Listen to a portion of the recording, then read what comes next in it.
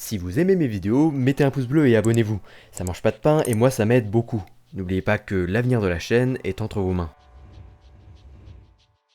D'après vous, quel est le plus grand relief de notre système solaire? Que vous le sachiez ou non, ça tombe bien, car on va aujourd'hui tâcher d'aborder le sujet avec un peu de profondeur. Sur Terre, sans surprise, la plus haute montagne est l'Everest, culminant à plus de 8848 mètres. Ce monstrueux relief est le produit de la collision entre la plaque indienne et la plaque eurasienne. Enfin après, tout dépend de ce que nous appelons montagne. Ici je parle disons de la hauteur du plus haut relief à partir du niveau de la mer. Sinon, nous pourrions parler du volcan Mauna Kea à Hawaï, culminant à 4207 mètres, mais dont la base se trouverait à environ 6000 mètres sous la surface, soit une hauteur dépassant les 10 000 mètres. Cela fait du Mauna Kea un relief plus grand que l'Everest. Enfin, comme je l'ai dit tout à l'heure, tout dépend de notre définition de relief.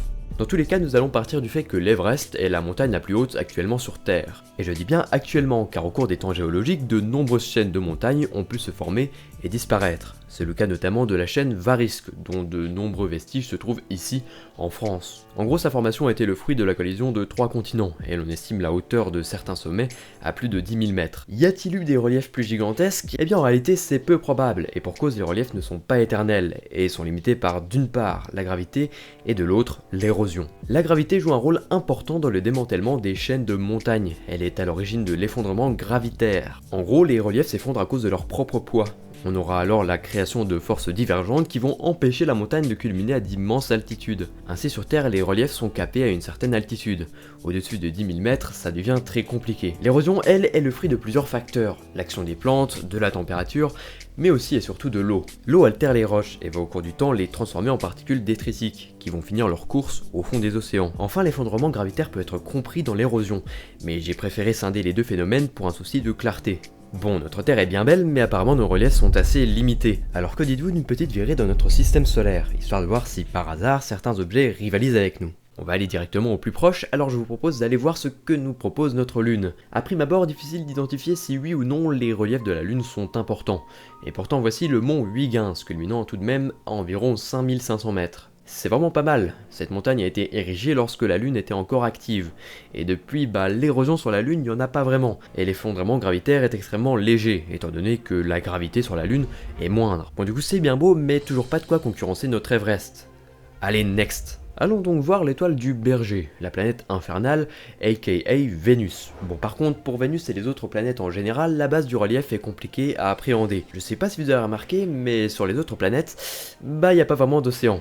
Alors le niveau de la mer, on peut oublier. Alors on va donner un avantage pour les autres planètes, on va partir du pied du relief pour compter l'altitude. Pour Vénus alors, le point culminant est de, attention, 10 700 mètres au-dessus du rayon moyen de la planète. Notre Everest est déjà mis en échec, et c'est d'autant plus surprenant que la topographie de Vénus est assez plane. C'est dans la zone d'Ishtar Terra que se situent les monts Maxwell, comportant le Skady Mounts, qui culmine comme dit précédemment à plus de 10 km, dominant ainsi les plaines alentours. Nous voici maintenant sur Mercure. Ici, les plus gros reliefs se concentrent sur les Caloris Mons, chaîne de montagnes culminant par endroits à plus de 4000 mètres. Ça reste pas mal, mais bien loin d'égaler l'Everest et même le mont Skady. Les Caloris Mons ont été formés lors du refroidissement de Mercure. En devenant davantage froide, Mercure s'est en quelque sorte atrophié légèrement.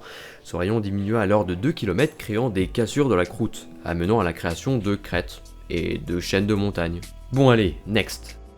Je suis persuadé que beaucoup d'entre vous attendaient ce moment, et pour cause la planète rouge possède un relief absolument immense, j'ai nommé Olympus Mons, ou Mont Olympe en français. Ce volcan culmine environ 22,5 km, soit presque 3 fois la hauteur de l'Everest, et il est le fruit de l'empilement successif de kilomètres de lave. Ce dernier est d'ailleurs qualifié de volcan bouclier, car possédant un volcanisme de lave fluide, contrairement au volcan explosif caractérisé par une lave visqueuse, mais aussi car étant très étendu, et possédant un vaste cratère. Mais bon, niveau volcan balèze, Mars n'a pas que le mont Olympe, je vais pas m'éterniser, mais le Ascraeus Mons et l'Elysium Mons sur Mars dépassent respectivement les 14 et 12 km. La hauteur de ces reliefs est bien évidemment permise par la faible gravité présente sur Mars, et par l'absence d'érosion. Mars s'impose alors quand il est question de savoir qui a la plus grosse, mais d'autres objets de notre système solaire possèdent des montagnes n'ayant pas à pâlir devant l'Olympus Mons. Pour cela, direction Jupiter. Enfin, pas vraiment Jupiter, car bon, les montagnes sur les planètes gazeuses, ça court pas les rues. Nous allons donc nous intéresser à l'une de ces lunes en particulier. Io est une lune assez spéciale, de par sa teinte et son activité volcanique très marquée. Et pour ce qui est de gros reliefs, Io est clairement l'une des championnes, notamment avec le mont Bohosol, ou Bohosol Mons, culminant à environ 18 km. On peut également parler du Ionian Mons et du Obea Mons, culminant respectivement à plus de 12 et 10 km. Et y a pas à dire, la prononciation de ces montagnes sont absolument infâmes. Cependant, une autre lune vole la vedette à Io concernant les reliefs bien balèzes.